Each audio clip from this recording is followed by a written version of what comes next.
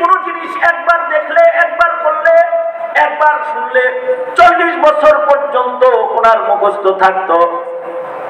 ওনাকে বলা হয় মাকতাবাতুন আযীমাতুন হাইয়াতুন নাতিকাতুন, জিন্দা চলতি ফিরতি একটা লাইব্রেরি। দারুল উলুম দেওবন্দের সব কিতাব একটা মানুষের মুখস্থ। উনি লাইব্রেরিয়ানকে বলতেন, লাইব্রেরির কোন কিতাব যদি গুলোতে খায় অথবা যদি ইঁদুরে কাটালায়, তাহলে আনোয়ার শাহ কাশ্মীরিকে খবরটা দিও। আলহামদুলিল্লাহ, আনোয়ার শাহ যতদিন বেঁচে থাকবে ততদিন নষ্ট হওয়া কিতাব আবার হাসিয়া বাইনা সদর সহকারে লিখে দিতে পারবে। এই যে ইলম, এই ইলম চেষ্টায় না, আল্লাহর নাম, আল্লাহর নাম, আল্লাহ দিছে। এ কারণে আপনার যে 7 বছরের বাচ্চাটাকে আপনি নিজে বিশ্বাস করেন না, অর্থাৎ আপনার সিন্ধুকের চাবি আপনি আপনার ছেলের কাছে দেন না, বয়স 7 বছর তাই। আপনি আপনার সিন্ধুকের চাবি প্রয়োজনে পাশের বাড়িওয়ালারে দেন, কিন্তু নিজের পুরা ঔরসের ছেলে তারে দেন না। কেন? এটার বয়স কম, সিন্ধুকের চাবি হিফাজত করার যোগ্যতা ওর নাই, তাই চাবি পরের ঘরে দিলেও নিজের ছেলেরে দেয় না।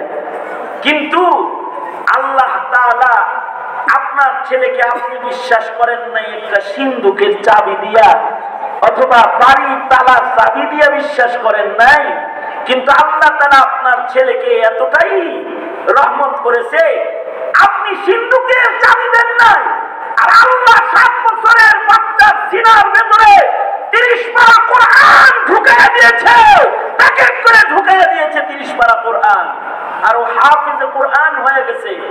চেষ্টা বলে নয়, আতাউম মিন আতাইল্লাহ, আল্লাহর নাম। এই কারণেই জমিনে কেউ যদি আলেম হয় তাকে নাক শিখাইতে নাই, জমিনে কেউ যদি আলেম হয় তাকে তিরস্কার করতে নাই। আলেমকে সম্মান করা চাই, কারণ আলেমের সম্মান ইলমের সম্মান। আলেমকে ভালোবাসা চাই, কারণ আলেমের ভালোবাসা ইলমের ভালোবাসা। আলেমকে ইজ্জত করা চাই, কারণ আলেমের ইজ্জত ইলমের ইজ্জত। তোমরা যারা আলেমদেরকে নাক শিখাও, মুসলমানের বাচ্চা হুঁশিয়ার হয়ে যাও। আলেমদেরকে ইজ্জত করা মুসলমানের জন্য আল্লাহ তাআলা ইবাদত বানাইছেন। আল্লাহর রাসূল বলেন, ফাজলুল আলিমি আলাল আবিদি কাফাদলি আলা আদনাকুম। আল্লাহর রাসূল বলেন, এই সাহাবীরা, তোমাদের ভেতরে আমি নবীর যেমন দাম, আমার উম্মতের ভেতরে একজন আলেমের তেমন দাম। আল্লাহু আকবার, জোরে করে বলেন, আরো জোরে আওয়াজ করে বলেন, আরো জোরে করে চিল্লায় আওয়াজ করে বলেন আল্লাহু আকবার, জোরে করে বলেন। আল্লাহর রাসূল বলেন, সাহাবীরা, তোমাদের ভিতরে আমার যেমন দাম, কিয়ামত পর্যন্ত আর নবী আসবে না, কিন্তু আমার নায়েব আসবে, যাদের আল্লাহ ইলমের জন্য মনোনীত করবে, তাদের অনেক দাম।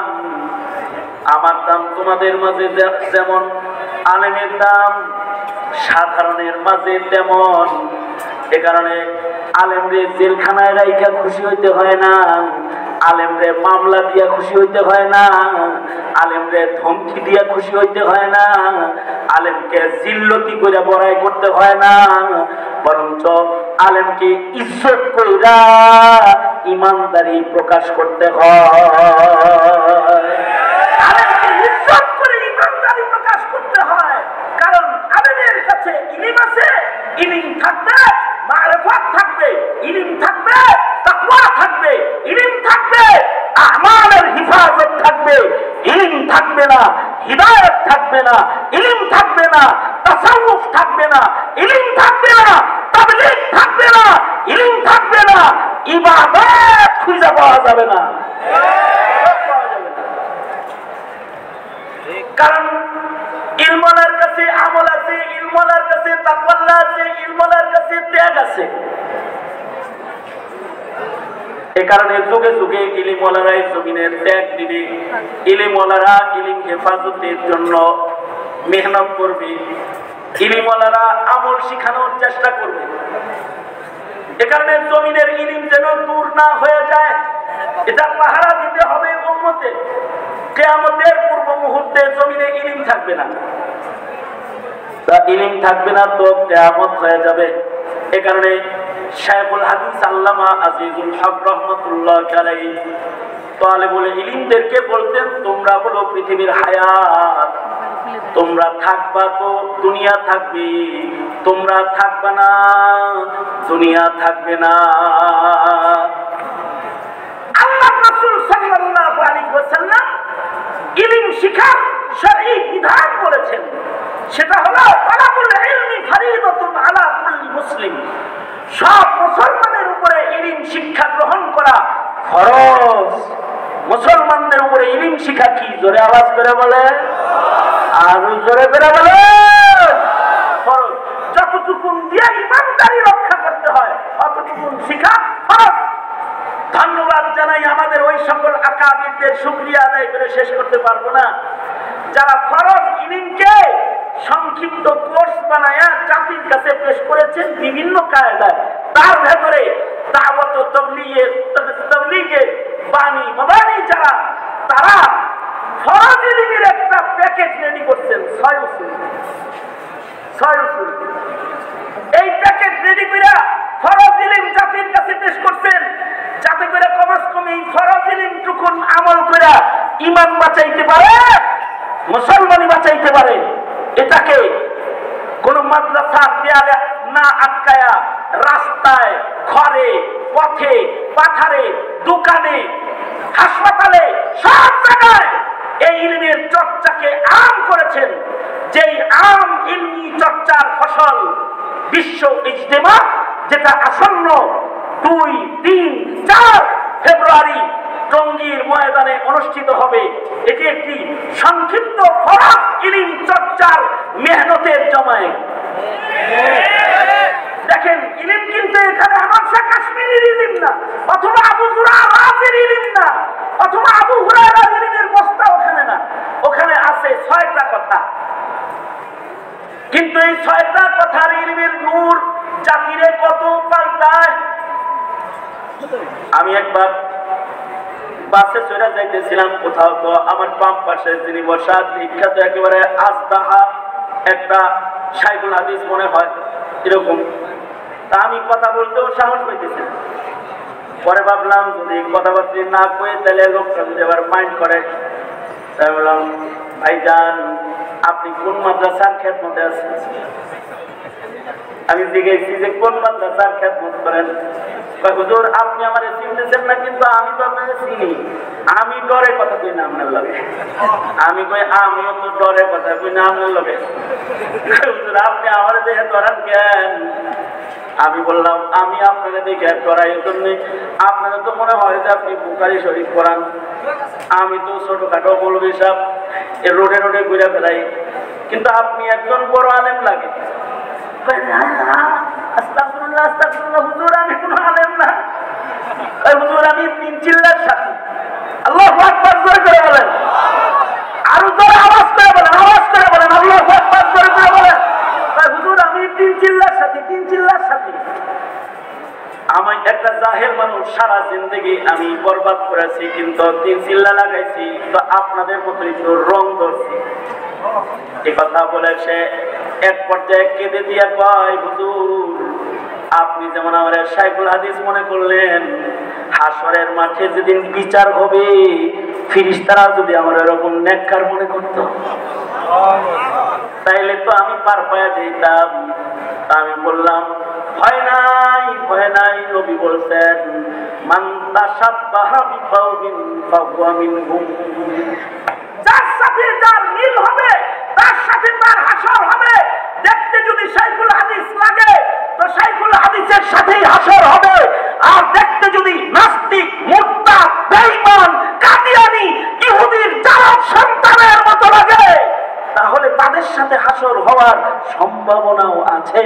নাউযুবিল্লাহ, তাদের সাথে হাসর হওয়ার সম্ভাবনা আছে।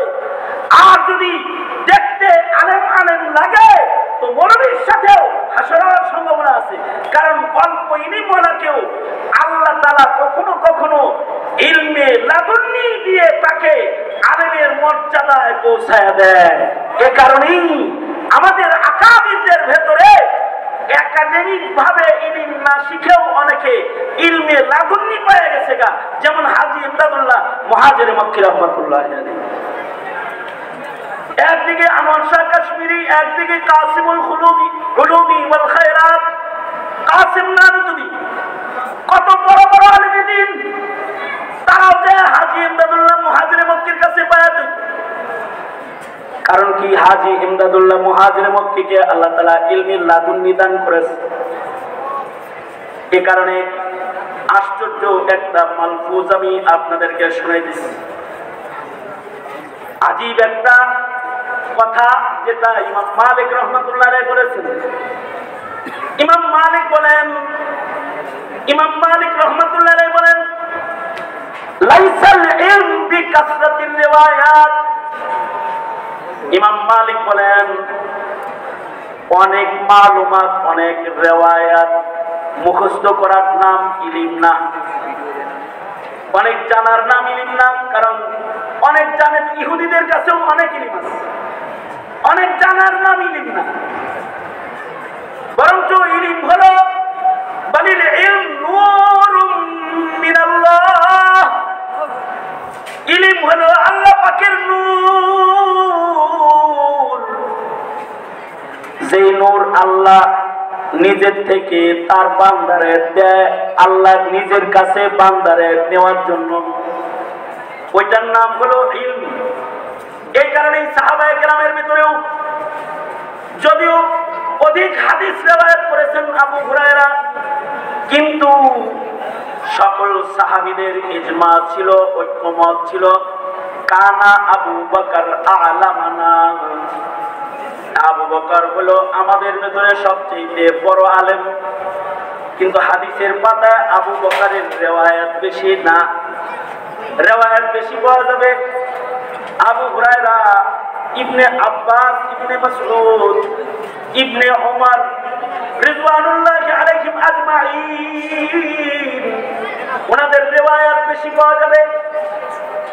কিন্তু আবু বকর সম্পর্কে সব সাহাবীরা একমত, কানা আবু বকর আ'লামানা, আবু বকরের ভেতরে আমল বেশি, ওইটাই প্রমাণ করে আবু বকরের কাছে ইলম বেশি, লাদুন্নি ইলম সহ আবু বকরের কাছে আছে। হযরত উমরের ভেতরে আমল বেশি, উমরের আমল প্রমাণ করে উমর আলেম বড়। উমরের কত আমল, আল্লাহর রাসূল বলে, আকাশের তারা যেমন গুণা যায় না, আমার উমরের আমল তেমন গুণা যাবে না, উমরের আমল গুণা যাবে না। আমল এত বেশি, নেকি এত বেশি যে ফেরেশতারা উমরের নেক গুনাহ শেষ করতে পারবে না। এই যে উমরের নেক আর আমল, উমরের আমল প্রমাণ করে উমর মুত্তাকি বড়, উমরের আমল প্রমাণ করে উমর আলেম বড়। কারণ যার তাকওয়া বড় সে আলেম বড়, যার ইলম বড় তার তাকওয়া বড়। ইন্নামা ইয়াখশাল্লাহা মিন ইবাদিহিল উলামা। আল্লাহর রাসূল সাল্লাল্লাহু আলাইহি ওয়াসাল্লামের ব্যাখ্যা করেছেন এই ইলমের সাথে তাকওয়ার সম্পর্ক। এই কারণে আলেম বড় হইলে আল্লাহ কয় ইন্নামা ইয়াখশাল্লাহা মিন ইবাদিহিল উলামা, তার ভয়ও বেশি বড় হবে। আলেমরাই কেবলমাত্র আল্লাহকে বেশি ভয় করে, কারণ ইলম আছে যে, এই কারণে আল্লাহকে বেশি ভয় করে। এই কারণেই হযরত উমর যেদিন ইন্তেকাল করলেন, হযরত উমরের শাহাদাত যেদিন হলো, হযরত উমর যেদিন শহীদ হয়ে গেলেন, হযরত আব্দুল্লাহ ইবনে মাসউদ রাদিয়াল্লাহু আনহু তিনি চিৎকার করে কাঁদতেছিলেন। আর আব্দুল্লাহ ইবনে মাসউদ বলতেছিলেন, হায় রে, উমর তো মরে নাই, উমরের মৃত্যুর মাধ্যমে এই পৃথিবীর মাটির উপর থেকে ইলমের 10 ভাগের 9 ভাগ হয়ে গেছে। ইলমে দ্বীনের 10 ভাগের 9 ভাগ উমরের মৃত্যুর মাধ্যমে মরে গেছে। এটা আব্দুল্লাহ ইবনে মাসউদ রাদিয়াল্লাহু আনহু বললেন।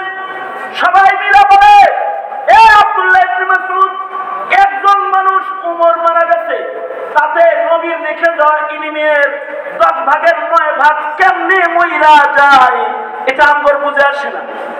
আব্দুল্লাহ ইবনে উমর বলে, আলফাজে ইলম তো পাওয়া যাবে, উমরের মতো আনওয়ারে ইলম ওয়ালা কয়জন পাওয়া যাবে? দেখো না উমরের আনওয়ার কত, উমরের তাকওয়া কত, উমরের বসিরত কত, উমরের বসিরত, উমরের তাকওয়া, এই সব উমরের ইলমের কারণে। উমর মারা গেছে তো তাকওয়া মারা গেছে, বসিরত ওয়ালা একজন মানুষ মারা গেছে। কেমন যেন উমর মারা গেছে তো ইলমি দ্বীনে 10 ভাগের 9 ভাগ মরে গেছে। কারণ হযরত উমরের মতো মুত্তাকি পাওয়া যায় না। হযরত উমর এত মুত্তাকি ছিলেন যে হযরত উমর সম্পর্কে আল্লাহর রাসূল বলেছেন, লাউ কানা বাদি নবিয়্যুন লাকানা উমর। আল্লাহর রাসূল বলেছেন, আশাদুহুম ফি আমরিল্লাহি উমর। আল্লাহর রাসূল বলেছেন, ফারুক বাইনাল হাক্কি ওয়াল বাতিল উমর। আল্লাহর রাসূল বলেছেন, মুহাদ্দিসি উমর। আল্লাহর রাসূল উমরকে নিজের মুহাদ্দিস বলেছেন। তার মানে উমরের হৃদয়ের ভিতরে আল্লাহ পাক কথা ঢালেন। উমরের কথা আল্লাহ তাআলা ওহীর মর্যাদা দেন। উমরকে মেজাজে ওহী বলা হয়। উমরের হৃদয়ে আল্লাহ তাআলা আল্লাহর কথা ঢালেন।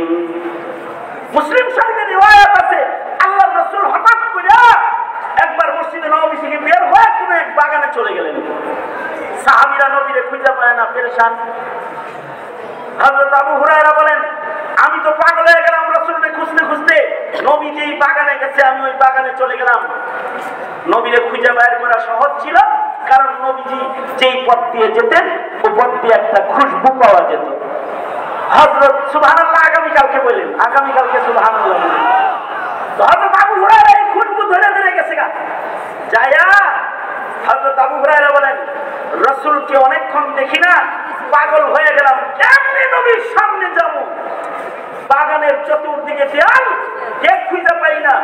পানি বের হওয়ার নালার নিচ দিয়ে হামাগুড়ি দিয়ে ভিজা নবীর সামনে হাজির হয়ে গেলাম। আল্লাহর রাসূল আমাকে দেখে বলে, আবু হুরায়রা। জি আবু হুরায়রা। আল্লাহর নবী, আমি আবু হুরায়রা। আল্লাহর রাসূল, আপনি আসছেন, আমরা সব পাগল হয়ে গেছি, সব তো এই বাগানের দিকে হানাইতেছে। আল্লাহর রাসূল বললেন, আবু হুরায়রা, এই যে আমার দুইটা জুতা নাও, আমার এই জুতা দুইটা লইয়া তুমি যারা আইতেছে সবার কাছে যাও, যা বলবা এই জুতাটা হলো তুমি যে আমার পক্ষ থেকে কথা বলতে যাইতেছে, এটার দলিল হইল আমার নালাইন। আমার এই দুই জুতা হাতে লইয়া তুমি যাও, যায়া জুতা দেখায় বলবা যে আমি নবীর কাছ থেকে এলাম, এই যে রাসূলের জুতা আমার হাতে আছে। আর আমার পক্ষ থেকে আগন্তুক সব সাহাবীদেরকে মদিনাবাসীকে শোনায় দাও, মান ক্বালা লা ইলাহা ইল্লাল্লাহ দাখালাল জান্নাহ। যে মুখ দিয়ে একবার বলবে লা ইলাহা ইল্লাল্লাহ, সে জান্নাতি। এই কথাটা এখন যায় শোনায় দিয়ে আসো। হযরত আবু হুরায়রা বলেন, জুতা লইয়া দিছি দৌড়, গেট দিয়ে বাইরেছি। গেটের বাইরে যায় দেখি অন্যান্য সাহাবীরা আসার আগেই হযরত উমর সবার আগে এসে দাঁড়ায় দিছে। আমি জুতা লইয়া গেলাম আর বললাম, নবী বলছে যে বলবে আল্লাহ ছাড়া আর কোনো ইলাহ নাই সে জান্নাতে যাবে। দলিল এই যে জুতা, রাসূল আমারে এগুলো সবার কাছে বলতে বলছে। হযরত উমর আবু হুরায়রার সামনে প্রাচীর হয়ে দাঁড়িয়ে ধাক্কা দিয়ে বললেন, বাগানের ভেতরে ঢুকো, এটা মানুষের কাছে এখন বলা যাবে না। হযরত আবু হুরায়রা বলে, নবী আমারে বলছে বলতে, আর আবু হুরায়রা বলে, নবী বলছে বলতে আর উমর কয় ভিতরে ঢুকতে, এটা একটা কথা?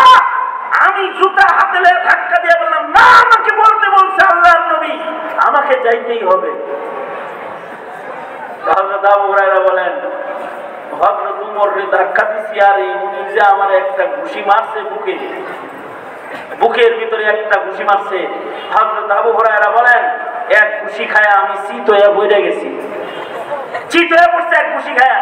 কারণ উমরের ঘুষি তো পাহলুয়ান উমর, উমর তো ওই পাহলুয়ানের নাম। সাহাবায়ে কেরামের ভেতরে আজব কিছু, আবু বকর তো ওই আশিকের নাম, নবী যেমনি হিজরত করে আবু বকর তেমনি হিজরত করে। আর উমর হইল ওই পাহলুয়ানের নাম, সবাই রাতের আধারে লুকিয়ে লুকিয়ে হিজরত করে, আর উমর প্রকাশ্যে হিজরত করে। আর তরবারি তুইলা বলে, আমি যাইতাছি আমার নবীর কাছে। কোন মায়ের সন্তান যদি মাকে বুক খালি করতে চাস তো বাধা হয়ে আমার সামনে দাঁড়া। কেউ যদি তার বিবিকে বিধবা বানাইতে চাস, যাইতাছি মদিনায়, পারলে সামনে দাঁড়া। সেই পাহলুয়ান উমর।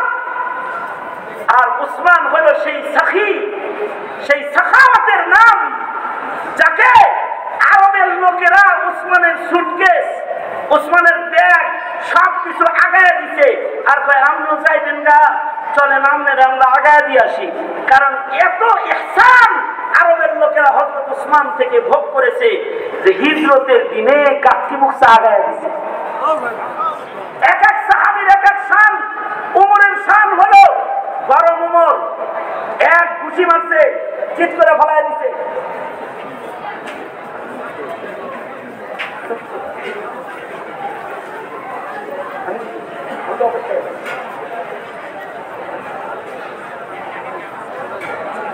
হযরত উমরের তো এরকম পাহলুয়ান আল্লাহ তাআলা বানাইছেন, ঘুষি মারছে তার চিৎ হয়ে মরে গেছে।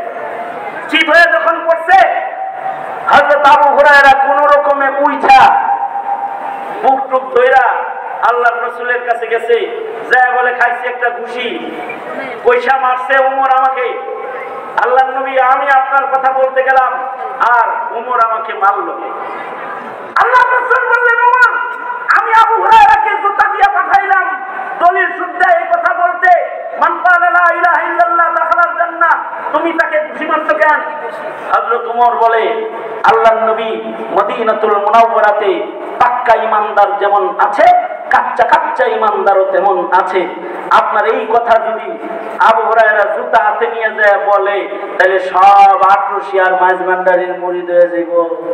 কেউ আর নামাজ রোজা কিছুই করব না, খালি কালেমা পড়বো আর বয়ে বয়ে খাইব। আল্লাহ রাসূল বললেন, উমর ঠিক বলেছ, না বলাই উচিত। ঠিক আছে, বলো নাই, ভালো হয়েছে। অর্থাৎ হযরত উমর হলেন মুহাদ্দাস। নবীজির কথা উমরের কলবের ভেতরে আল্লাহ তাআলা ঢালেন, আল্লাহর কথা উমরের কলবের ভেতরে আল্লাহ তাআলা নিজ জিম্মায় ঢেলে দেন। প্রশ্ন আসতে পারে, তাইলে উমরের হৃদয়ে আল্লাহ ঢাললো, নবীর সাথে কি খাতির? তাহলে উমরের সাথে কম নাকি? নবী বুঝলো না? বুঝছে, কিন্তু নবী তখন আলমী রহমতের ভেতরে ছিল। এ কারণে রহমত আর মায়া মমতা যশ পয়দা হয়ে গেছিল। হযরত উমরের সাথে কথা যখন বলতেছে, তখন আলমী দুনিয়াতে আছে। দেখবেন কিছু কিছু হালাতে যে যা চায় তাই দিতে থাকে, তো রহমতের সময় যায়। রাহমাতুল লিল আলামিনের রহমতের গালাবার কারণে বলে দিতে, যা যা কথা যে বলবে লা ইলাহা ইল্লাল্লাহ দাখালাল জান্নাহ। এই হযরত উমর তো এরকম একজন আলেম দ্বীন, যাচ্ছি না এরকম। এই উমর ইন্তেকাল করলেন, যে ইলমের 10 ভাগের 9 ভাগ যেন ইন্তেকাল করলেন। এই কারণেই উমরের প্রভাব আদা জাহানের উপরে পড়ে থাকতো। আমার নবীজির প্রভাব সব সময় নসিরতা শহর, 1 মাসের ঘোড়া দৌড়ের রাস্তার ভেতরে রাসূলের প্রভাব পড়ে থাকতো। নবীর নায়েবদেরও প্রভাব পড়ে থাকতো, নবীর উম্মতেরও প্রভাব জমিনে পড়ে থাকতো। এক উমর ইবনে আব্দুল আজিজের প্রভাব জঙ্গল পর্যন্ত পড়ে থাকতো। জঙ্গলের প্রাণীরা প্রাণীর উপরে জুলুম করতো না। আলেম বা আমল যদি একজন হয়, তাহলে তার প্রভাব জমিনের রন্ধ্রে রন্ধ্রে পড়ে থাকে। এ কারণেই তা আমল আলেমে দ্বীন হাফিজজি যতদিন বাঁচা ছিলেন, গোটা জমিনের রং ভালো ছিল। তা আমল আলেমে দ্বীন শেখুল হাদিস আল্লামা আজিজুল হকের প্রভাব সারা বাংলার রন্ধ্রে রন্ধ্রে পড়েছিল। তা আমল বা তাকওয়া আলেমে দ্বীন মুফতি আমিনী রহমাতুল্লাহের প্রভাব সারা বাংলার রন্ধ্রে রন্ধ্রে পড়েছিল।